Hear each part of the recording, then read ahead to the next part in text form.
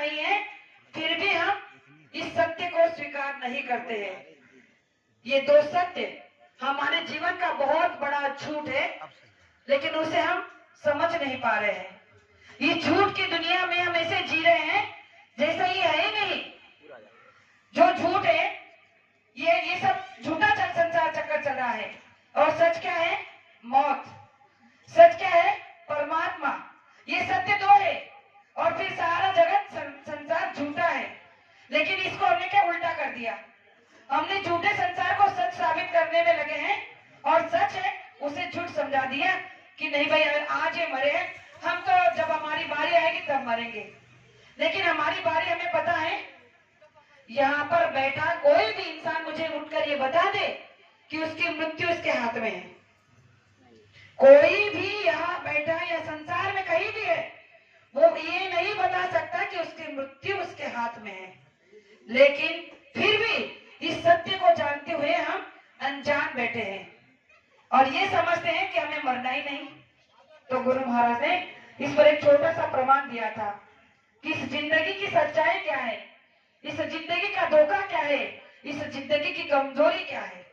अगर ये तीन बातें हम आप समझ जाएंगे तो हमारा भी पापा जी की तरह अमरत्व हो जाएगा। जीते जी मरना हम भी सीख जाएंगे, और इस संसार से जाने का कोई कम नहीं रहेगा। आप कहोगे ऐसी कौन सी तीन बातें हैं जो हमें जान लेना बहुत जरूरी है? तो मैं आपको बताना चाहती हूँ। एक राजा था, उस राजा को एक बात का ये बड़ा उसके मन में एक शौक था कि मनुष्य शरीर तो मिला है, लेकिन इसकी सच्चाई क्या है? आखिर में ये क्यों मिला? इसका धोखा क्या है और इसकी कमजोरी क्या है? इन तीन बातों से वो हमेशा परेशान रहता था। तो उसने एक तरह से एक नियोजन बनाया और सभा में कहने लगा कि जो कोई मेरे सवालों का जवाब देगा उसे मैं अपनी राज्य की आधी सत्ता दे दूंगा, आधा राज्य दे दूंगा। तो बहुत लोगों ने प्रयास किया, कोई सफल नहीं हुआ। फिर उन्होंने अपने वजीर को बुलाया और उससे कहा कि देखो, तुम तो दिन रात मेरे साथ रहते हो, आज मैं तुम्हें एक बात बताने वाला हूं। अगर तुमने मेरे सवालों का जवाब मुझे लाकर दिया तो तुम जो मांगोगे मैं वो दूंगा। उसने कहा, आप सच में दे दोगे?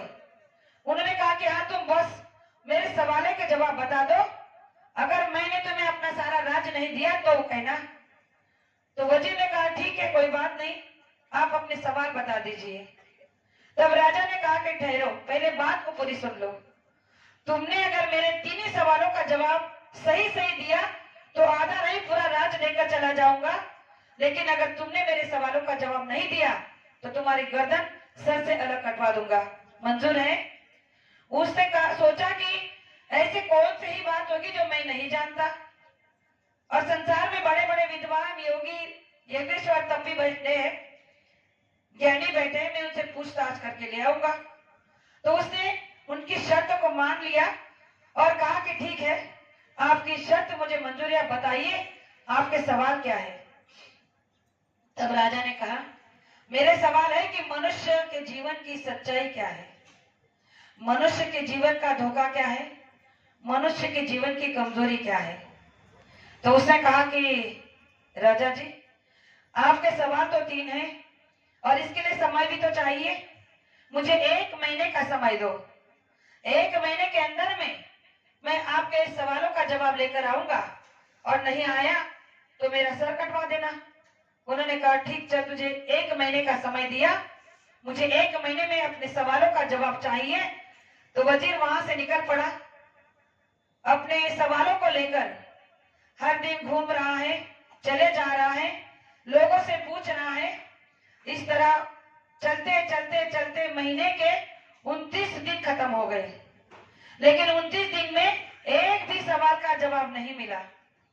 अब तो परेशान हो गए, सोचने लगे, अच्छी भली जिंदगी थी, खुद मौत के मुंह में चला गया। क्या जरूरत थी जब पता नहीं था सवालों के जवाब का, तो राजा से कहने का कि मैं आपके सवालों का जवाब दूंगा।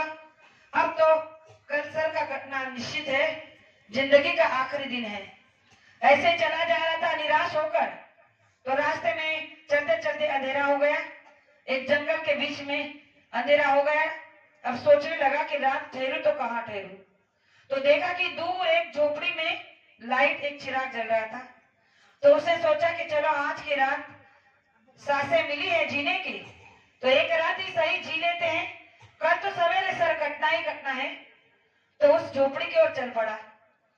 जैसे झोपड़ी के पास गया तो बाहर से आवाज लगाई कि कोई है। अंदर से आवाज आई कि दरवाजा खुला है, अंदर आ जाओ। अब जैसे ही उसने झोपड़ी के अंदर पैर रखा तो क्या देखता है कि झोपड़ी में एक महात्मा फकीर अपने फटे हुए लिबास में एक बोरा बिछा कर बैठा है। लेकिन उसकी झोपड़ी में इतनी गंदगी, इतनी बदबू है कि पैर रखने को मन नहीं हो रहा। पास में कुत्ता बैठा है, उस कुत्ते के पास में कटोरी है, कटोरी में कुत्ते का झूठा दूध पड़ा है, मक्खियां बना रही है। इतना गंदा उसने नजारा देखा। एक पल सोचा कि यार कैसे रुकूंगा, रात भर रहना है। फिर सोचा कि जंगल में रहूंगा तो जंगली जानवर खा जाएंगे, इससे अच्छा है कि यही पड़ा रहूं। एक कोने में जाकर बैठ गया। अब जैसे बैठा तो फकीर ने अपनी आंखें खोली और उसकी तरफ देखा, कहने लगा तुम तो कोई राजा के बड़े वजीर लगते हो, तुम्हारे होलिये से लग रहा है कि तुम बड़े परेशान हो। उसने कहा परेशान तो हूं, लेकिन मेरी परेशानी को दूर करने वाला संसार में कोई नहीं है। लगा था कि संसार में बड़े ज्ञानी ध्यानी योगी योगेश्वर जोगी लोग हैं जो मेरे सवालों को यूं मिनटों में सोल्व कर देंगे, लेकिन कोई नहीं मिला। तो उस फकीर ने उससे पूछा कि ऐसे कौन से सवाल थे तुम्हारे जो कोई नहीं बता पाया। तो उसने कहा कि क्या ही बताओ, आप ही क्या बता दोगे और आपको क्या ही पता होगा। तो उस फकीर ने कहा कि देख भाई, अगर 29 दिन तुमने अपनी जिंदगी को बचाने के लिए लगा दिए हैं और अब कल का आखिरी दिन तुम्हारा है, जब तुम बता रहे हो कि सवालों के जवाब नहीं दिए तो राजा गर्दन काटने वाला है, तो एक बार मुझे बताने में क्या जाता है, बताकर देखो, हो सकता है कि तुम्हारे सवालों के जवाब मैं तुम्हें ढूंढ कर दे दूं। तो उसने थोड़ी देर सोचा, फिर सोचने लगा कि सही तो है, इतने लोगों को बताया, किसी ने नहीं बताया तो किसका मैंने क्या किया। अगर इसके पास में होंगे तो बताएगा, नहीं होगा तो वो जो कल होना है वो तो होगा ही। तो उसने कहा कि ठीक है, सुनो, मेरे जो 3 सवाल हैं ये है कि हमारे राजा ने कहा है कि मनुष्य जीवन की सच्चाई क्या है, मनुष्य जीवन का धोखा क्या है और मनुष्य जीवन की कमजोरी क्या है। तो उस फकीर ने हंसते हुए कहा कि बस इतने सीधे सवाल है तुम्हारे। वो कहने लगा कि अरे आपने तो यही बोल दिया कि आप जानते हो। उसने कहा कि हाँ जानता हूँ, तुम्हारे तीनों सवालों के जवाब जानता हूँ और 2 सवालों का जवाब तो मैं यही फ्री में दे दूंगा, लेकिन एक सवाल मैं अपने अकॉर्डिंग यानी अपने तरीके से तुमसे कुछ मांग कर दूंगा, अगर तुम्हें मंजूर है तो बोलो। ये सोचने लगा कि 2 सवाल तो ऐसे ही, जवाब तो ऐसे मिलने वाले फ्री में, और एक के बदले में ये मांगेगा तो क्या, धन दौलत रुपए पैसा ही तो मांगेगा, इसके पास रहने खाने पीने के लिए नहीं है, वही मांगेगा। और कल तो मुझे राजा का राज्य मिल जाएगा, देने के लिए कोई हिचकिचाहट नहीं होगी। उसने तुरंत कह दिया कि मुझे आपकी शर्त मंजूर है। तो उसने कहा कि ठीक है। तो फकीर ने कहा कि पहला सवाल तुम्हारा था कि मनुष्य जीवन की सच्चाई क्या है। तो उसने कहा कि जिस सच्चाई से तुम भाग रहे हो वो है मौत, जो तुम्हें खाई जा रही है कि अगर सवालों का जवाब नहीं मिला तो कल राजा मेरी गर्दन काट देगा। और यही मनुष्य जीवन की सच्चाई है, मौत, जो तुम्हारा पीछे किए हुए यहाँ भी तुम्हारे साथ आई है, जो तुम्हें छोड़ने वाली नहीं है। जैसे उसने सुना तो वो एकदम चौंक गया कि अरे ये तो मैंने सोचा ही नहीं कि जिस मौत के डर से मैं भाग रहा था वो तो मुझे यहाँ भी आनी है, कहीं भी आनी है, क्योंकि ये मौत तो जिंदगी का सच है और वही मैं जान ही नहीं पाया।